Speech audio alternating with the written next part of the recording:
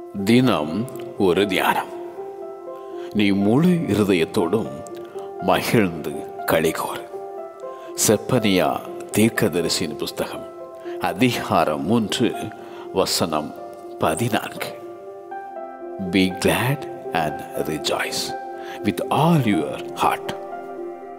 கர்த்தர் உன் ஆக்கினைகளை அகற்றி உன் சத்துருக்களை விலக்கினார். அவர் உன் நடுவிலே இருக்கிறார். இனி தீங்கை காணாதிருப்பாய். பயப்படாதே. உன் கைகளை தளர விடாதே. கர்த்தர் வல்லமையுள்ளவர். அவர் உன்னை ரட்சிப்பார். உன்னை சிறுமைப்படுத்தின யாவரையும் தண்டிப்பார்.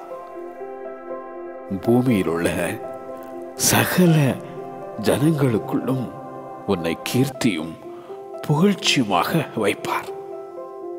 அவர் உன் பேரில் சந்தோஷமாய் மகிழ்ந்து தம்முடைய அன்பின் நிமித்தம் அமர்ந்திருப்பார். அவர் உன் பேரில் கம்பீரமாய் களி கூறுவார். கம்பீரித்து பாடு, ஆர்ப்பரி.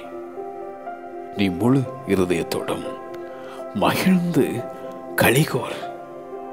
நீ முழு இருதயத்தோடும் மகிழ்ந்து களிகோர். ஆமென்.